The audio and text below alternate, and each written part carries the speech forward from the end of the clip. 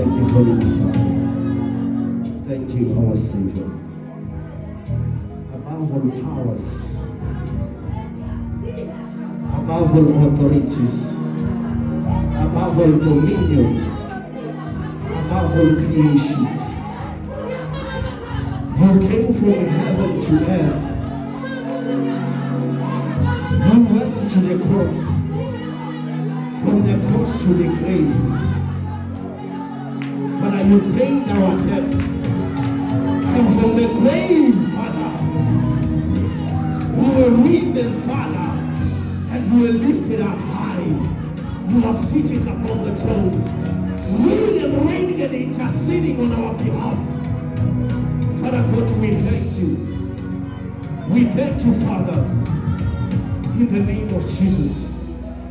Thank you, Holy Spirit, in Jesus' name. Hallelujah.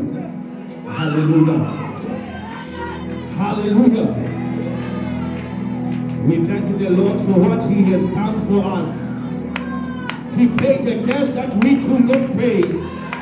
He died on our behalf. He carried our sins, our sorrow, our pains, diseases and curses for you and me, that we may not suffer anymore. You came from heaven to earth to show us the way. Thank you, Holy Spirit. Thank you, Father. In Jesus' mighty name. Hallelujah, Bazalwane. Ngiyangibingelela egameni lika Jesu Kristu. Hallelujah.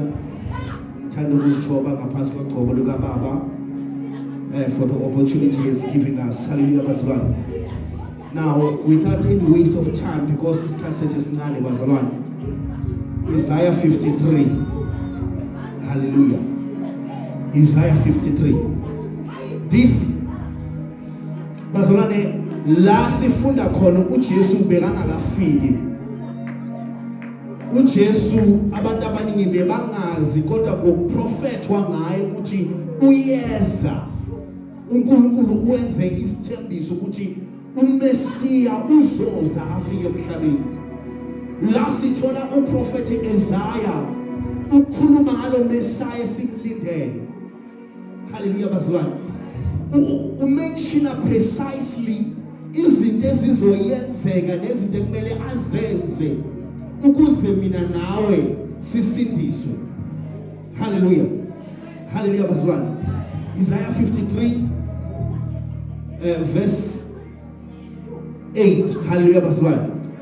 Sizoyehla la just kancane 8, 10, 11 and 12. Hallelujah, bazalwane. Ufundeka kanje. Lithi after oppression and judgment. I want to take note of this. This is before centuries uJesu Kristu azozalwa. Lo muntu uprofeta ngento ezoyenzeka after iminyaka engaphezulu kwa 600 years. Ukhuluma ngayo before 600 years and above, before lento izoyenzeka.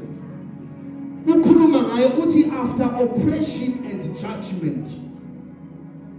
The oppression and judgment, it is when uJesu Kristu, according to Luke chapter number 23, lithi wamiswa phambi kukaHerode. Abantu bamqalekisa bamthuka uJesu. Engenzanga lutho. Wasuswa kuHerode wabuyisela kuPilato futhi. Lithi iBhayibheli baphinde bamqalekisa bamthuka bamthwesa amaqala ngenawo.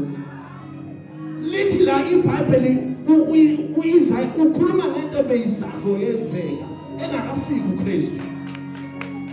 Lithi he was taken away, and as for his generation, his contemporaries who among them concerned himself with the fact that he was cut off from the land of the living by his death.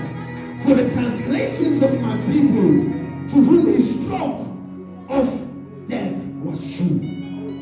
Little Bible, after the oppression, the judgment, kuthiwa lo ufanele upunishwa. But uPilato ume-examinile wathi lo muntu cha angiboni sici kuye ukuthi singamthwesa ikala. uma thatha amikiswa kuHerode, uma fika kuHerode nakhona bamthwesa amaqala, uyabuza uHerode uthi ungazikhulumela uthini? Lithi iBhayibheli uJesu Kristu wathula azange akhulume lutho. And la nawufunda le ncwadi nawuyifunda yonke iyasho lithi uzoba yimvu eyosiko yosilotharwa engeke izikhulume lutho. Ngesikhathi uPilato noHerode babhizi bekhuluma bathi lo muntu akanasono, that it was when la khona kuthathwa i-judgment yezono zethu ibekwa phezu kwakhe. By the time uHerode noPilato bakhuluma kanye nabantu babhizi bemthuka bemkalekisa bemthwisa amaqala, baphinde bayama bathi no, lo muntu akenaqala, bathi bona lo muntu unecala. By that time ilesikhathi bokuthweswa amaqala wethu, izono zethu bezithweswa yena, inkalekiso zethu bezithweswa yena, izigulo zethu bezithweswa yena, neyinkinga esinazo emhlabeni bezithweswa yena. Hallelujah, bazalwane. Hallelujah. Hallelujah. Oh my God. Verse 10. Yet the Lord was willing to crush him. Yet this bazalwane. Uma ngabe bongasisikhathi saka Jesu sokuthi afe, uNkulunkulu bengeke avume ukuthi uJesu afe. Uma bongasisikhathi saka Jesu ukuthi uJesu Kristu le mission uNkulunkulu wayikhuluma kudala ngabo prophet Isaiah nasoyifunda kuLuka 23. Uma bongasesona isikhathi sakhona uNkulunkulu bengeke avume ukuthi lo Jesu azabanjwe. Bongeke azavuma ukuthi uJesu Kristu azashaywe, azathukwe nokuthukwa. But because of okufanele, lithi iBhayibheli, yet the Lord was willing to crush him. Lithi uNkulunkulu bekavumile ukuthi amcrush. Why amcrush? It is because of bazalwane uNkulunkulu, lithi iBhayibheli, iso umvuzo wesono ngokufa. So anything that pertains umuntu owonile owenze isono, dala yonke into yakhe, even nomndeni wakhe bobulawa uma yenza into wrong. Whenever umuntu amoshe into yasesontweni phakathi, same thing njengalaba abathuka uMose. Lithi iBhayibheli uMose wathi uNkulunkulu namhlanje ngithatha isinqumo ukuthi ngisethe judgment kulabantu. Lithi iBhayibheli wathi mababe ngasetendeni lokuhlanganyela. Lithi iBhayibheli umhlaba wavuleka. Lithi azange bangene emgodini kuphela laba bakhuluma. Lithi iBhayibheli izinto zabo kanye nemndeni yabo, lithi konke kwangena phansi washona esihogweni. I want you to understand this bazalwane ukuthi indaba yesono ikwenye 11 to a point ukuthi anything that emayelana nawe kumele ife, nomndeni wakho kahle kahle kumele ufe because of indaba yesono. So la lithi iBhayibheli bekangena sono wathweswa isono, ukukhula wabekwa phezu kwakhe. I want to know this bazalwane. Do you remember abantwana bakaIsrael baseGibhithe bayokhishwa? Lithi iBhayibheli uNkulunkulu wathumela ingelosi yokufa ukuthi makubulawe wonke ama-firstborn. Lithi iBhayibheli waphuma izwi ukuthi abantwana bakaIsrael mabathathe imvu bayihlabe, bathathe legazi bese baligqobisa emnyango ukuze ingelosi yokufa uma ifika ingazongena lapho nabakhona. If you don't understand this thing ukuthi mina nawe sonile into ekumele ukuthi ibe khona phakathi kwethu ukufa kuphela ngenxa yesono. Kwakumele uJesu Kristu azofa asifele, ingoba igazi lakaJesu Kristu number 1 liphethe ama-DNA ayi-2. i-DNA yakababa sezulwini, because ukuze umntwana bekhona kudingeka i-DNA kababa neyakamama. So uJesu Kristu igazi lakhe liphethe i-DNA yakababa ukuze thina uma sivuma sikholwa yilokhu uJesu Kristu akwenzile esiphambanweni ngegazi lakhe. Lithi iBhayibheli siyagezwa siba msulwa ngegazi. Yini esenza sibe msulwa ngegazi lakaJesu? akusokuthi ngoba igazi lakaJesu. It is because of legacy liphethe iDNA kaNkulunkulu. The blood of Jesus carried the DNA of God himself. Because uMary wakumele akunikeze iDNA eyakhe yokubumba ubani uJesu, a physical being. But the word became the spirit. The word which came to the angels, it was transformed into flesh. So the DNA yokwenza the human being wayiphethwe yila magama akhulunywe uNkulunkulu nakathumela ingelosi. So now the blood carried the DNA of God and the DNA of man. So now lesikhathi uJesu agwazwa esiphambanweni legazi liphuma. If you want to understand the one thing, when osabhiza umthatha ithemba lakho lubekele ehlabeni yenkomo nembuzi nokuthi liyangale so that abakini bayokukhulumela, mamela lelo gazi alinayo iDNA kaNkulunkulu. Nalo igazi elineDNA kaNkulunkulu. Legazi uma sikholelwa kilo lithi sizibheka ngalo legazi, so that thina uma sithandaza lithi iBhayibheli masisondele kuNkulunkulu masondele ngesibindi.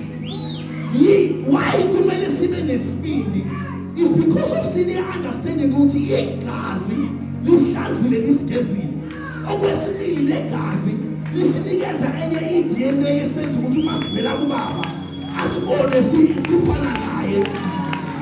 Uma sidala sithandaza akhona usizo, because uma sibona ngenxa yegazi ephethe iDNA yakhe uthi naba abantwana bami, nakhuluma uthi umntwana wami lo.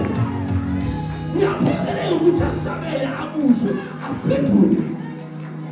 Hallelujah. I want you to understand this, because this is so big and very powerful. As only if up to now it doesn't get as it doesn't matter what you when the abortion. It doesn't matter what you learn. Now I want you to understand this. What you little Bible umsebenzi kaSathane ukuthoshana laba abangakholwa, ukuthoshana laba abanesono, ukhumbuza laba abake benza isono base bayasindiswa. Little iBhayibheli uSathane ungumshushisi walaba bakholwayo. I want you to understand this, verse 1. Thina sesile understanding ukuthi uma sivela kuNkulunkulu asinadala usibona singabantwana bakhe ngenxa yegazi lakhe. But here is a problem, because uSathane ungumoya, ukuhlasela umoya wethu, ukhuluma nemoya wethu, usitshela ukuthi asifanele kuba in the presence of God ngenxa yezono esizenzile before. Asifanele ukuthola noma ngabe yini esifuna kubaba ngenxa yezono esasenza. But I've come to tell you ukuthi lokufa kukaJesu nalokuthi lithi iBhayibheli inikeza iverse bazalwane ukuthi it is finished.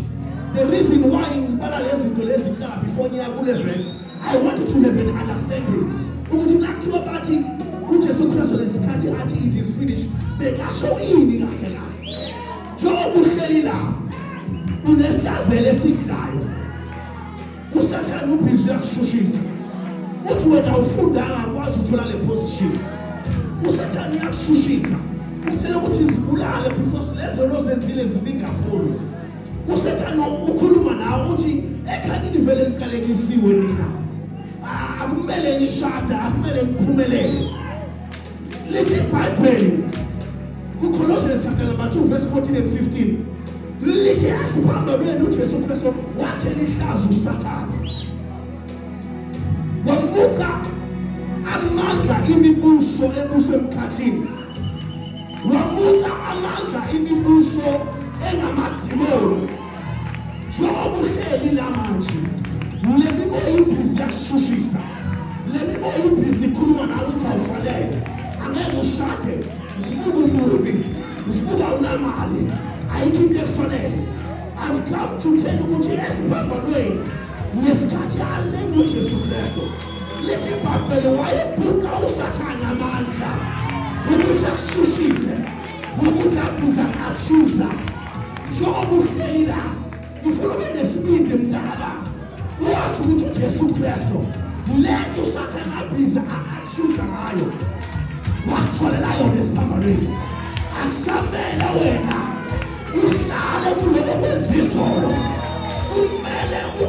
lento Jesu Kristu akwenzela yona. Umtshele uSathane ukuthi awunasabelo phezu kwempilo yakho. Little Bible, you carry our sins, our infirmities, our sicknesses, our sorrows, our curses. Little wathatha i-punishment lokumelize kithi.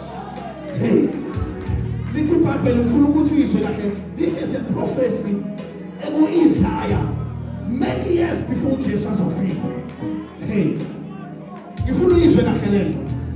Ngicela ukuthatha uDaniel chapter 7 verse 27. Little Bible uNkulunkulu uthembisile. Hey, ukuthi laba abayokwamukela insindiso, abayomesaba uNkulunkulu, uzobanikeza amagunya namandla wokubusa kuwo wonke ama-dominions nama-kingdoms. Lisho njalo. uDaniel ukhuluma ngento ebeyisesa, akakhulumi ngento eyenzeka lesikhathi ngaphila. Ngoba lesasikhathi benganamuntu okhona ukulwisana nemibuso kaSathane, bebalwa physically nabantu kuphela. Bathi la uDaniel ukhuluma ngokuthi esikhathini esizayo uNkulunkulu uzonikeza abantu igunya lokuthi ama-principalities lawa abusayo bazokhona ukwalawula, bazokhona ukwabopha. Yabona njengoba ulawa lokuthi uhlishwa mthakathi, ngifuna ukukuthela mntakababa nawe akayamukele ndaba yensindiso senkingeni.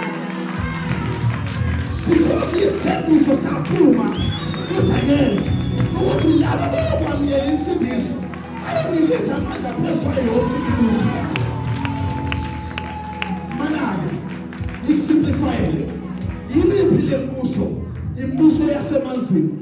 Ngoba uNkulunkulu wathi nakadala umuntu wathi ubusa phezu kwayo yonke into esemanzini. uSathane makafika akhohlisa umuntu, wathatha legunya emntwini lokubusa phezu kwefishi. Ithi ngikutsheleke, yingakho laba bakuloyayo bakuloya ngamandla kamamlapho. Ingoba amandla bawalanda emanzini phakathi. Nomuntu emthalathayo uhambe wayothwasa, amandla wakhe intwaso yakhe uyilande kuphi? Akayilandanga esontweni, uyilande emanzini kaHlintwaso.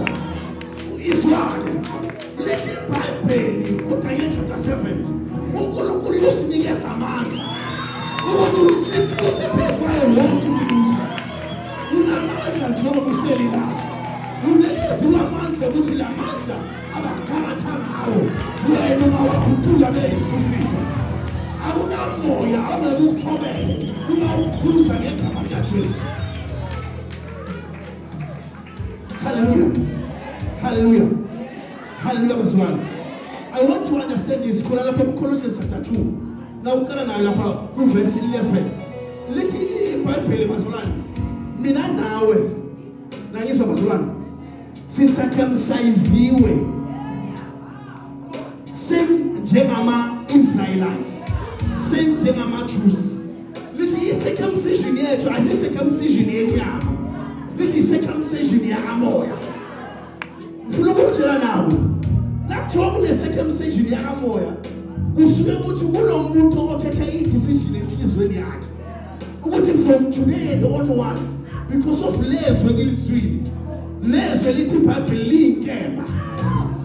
Yabona izwi uma likushaya kahle, bayishulayela kahle, bakutshela ukuthi lahlisolo liyasika, layisika inhliziyo, liyahlaba ngaphansi, izwi libayinkemba. Yilapho kushekwa khona inhliziyo yakho, kushekwa ngezwi, asososhikiwe ngezwi, izwi selidlile inhliziyo, lisusa yonke lento engafuneki. Lithi iBhayibheli uba nelungelo mawusuqala uvuma ngomlomo wakho, bese uyavuma ukuthi uJesu Kristu inkosi nomsindisi. Bese lithi iBhayibheli uma sesithola umoya oyingcwele, sinikezwa amandla wokubizwa ukuthi sibe yibo abantwana bakaNkulunkulu. Njengoba ulamda kababa, zisize ungathi ngize into okuyinhlala yenza ukuthi unyaka nonyaka uma ngesontweni kuyiphasika siyakhumbula ukufa kukaJesu nokubethela kwakhe. Khatha asilanga lokho, size lokuzozalwa kabusha, Sizolizothola manje sawala awasilahlekelwa. Uzothi uma uphuma la namhlanje uphinde understanding ukuthi wena ungubani kulo mhlaba, wena ungubani phezu kwabathathu, wena ungubani phezu kwalokhu ukuphethe, wena ungubani phezu kwenkinga ezikuphethe. Zonke le nkinga oyibona empilweni yakho azizanga ngenxa yabazali bakho ukuthi benzile kufa. Lokhu yona-ke emzimbeni akuzanga ukuthi umuntu promiscuous. We-HIV yena is not because of umuntu engaziphathanga kahle. It is because of isono. Isono sihamba nesiqalekiso. So lithi iBhayibheli wathwala neziqalekiso zethu wabethela obayenazo esihamba nini. Uma lithi uKolosiyeni 2 wathela uSathane kanya namadimoni ihlazo ngesikhathi abethelwa wahlulekisa wonke lamandla nemibuso. Mamela-ke mntakababa, ngize ngizokutshela ukuthi wena umuntu okhululekile kahle kahle. Awukhululi wena, ukhula ngokufuna ngokuba ukunikezile amandla ukuthi ungakhuluma bese wenzeka. Lithi iBhayibheli, by his stripes we are healed. Lithi ngemivimbo yakhe siphilisiwe. Ukhula ngokuthanda ngoba bonke nalwazi. Thina kathi uNkulunkulu abantu bayafa ngenxa yokuswela ulwazi. Sukela namhlanje yazi ukuthi ukusa kwakho namhlanje sothola ulwazi lokuthi wena akumele ukhule emzimbeni wakho. Ngokukhula njengoba khuluma ngiyahamba akunasabelo, akumele hlale emzimbeni wakho. Uyabona le ndlela achuzayo, you have the power ukuyikhomanda ukuthi mayithuke ngoba ikala lakho libhadaliwe. Akusekho isidingo ukuthi uthwale amaqala wezinto obhadalele zona. Akwazi ukuthi ufuna ukuthela ipetrol egaraji bakubhadalele nakade ufuna ukubhadala futhi. Ayenzeki leyo msakani. Njengoba ula ukhululekile, njengoba ula usenasona, njengoba ula akunasifo ekumele sihlale emzimbeni wakho, njengoba ula akumele uhlupheke, akumele uswele. UJesu Kristu John chapter 19 verse 8 lithi iBhayibheli uma seqedile konke sebamphuzisile iwayini elisawa sebemgwazile ehlangothini wathi it is finished. Lokuthi athi is finished uJesu Kristu bengashelo umizwe kahle mzalwane. Lento uJesu bekayenza esiphambanweni lokuthi bamqalekise bamthuka bekabhiza collect ama-cases namaqala wabantu. Wena ubona the physical Jesus bambambile bambophile. Ngifuna ukukutshela ukuthi when you are a child of God you are multi-dimensional. Ungaba la uphinde kube kwenye indawo futhi at the same time because Jesus Christ bazalwane in somehow go physical way bese ngambala ukuthi uyi prophet because prophets they can be here but baphinde babe se Cape Town. Prophets can be here and be able to see in Dubai. Prophets can be here and be in another place. So when you see the physical body of Jesus actually spabani bekabhiza collect wonke amakesi zonke inkinga onazo konke okhala ngabo manje nale inkoloto zakhe eziningi wazithwala uJesu. Njengoba uhlezi la manje uJesu Kristu lesikhathi athi it is finished ebese qedile ukuthwala konke lokho. Lo msebenzi okudakula ukukhipha ukuhlanza ukwenza ukuthi ube umuntu kaNkulunkulu lo msebenzi bese awuqedile. Njengoba you are a finished and a perfect being eyenziwe uNkulunkulu. You are wonderfully made in the image of God. You are a child of God. Not because of the color or the type of level, but because of his spiritual circumcision. Leyenziwa easy. Ukukholwa kwakho kuphela ukuthi Jesu Kristu lo wakwenzele olesiphambanweni. Konke lokho kusempilweni yakho kuyaphela namhlanje. I'm here to tell you, I want to say this, even yourself. Ukuthi lokuhlupheke nabo, lokuthakatha okuthakathwe nabo, ley'nkalekise nazo. Lithi iBhayibheli uJesu Kristu bekangabukeki ngendlela ewayengaya esiphambanweni. Nalawo abantu abakunaki, abakuqashi ufuna umsebenzi. But namhlanje I'm here to tell you what it is finished. After today, so the understanding uzoyithola le nto boyifuna. Nomsebenzi oboyifuna uzoyithola after today. Yile nto esenze ukuthi isikholwe le. Hayi sokuye sontweni ugqoka amasudu. Asikuye sontweni sijabulisa abafundisi. No. Yila mandla wesiphabane. Asenze ukuthi siye sontweni. Asenze ukuthi sindiswe. Sine understanding ukuthi sikhululekile. Yento Jesu Kristu wasenzela yona. Ngiyabonga ngegama likaJesu.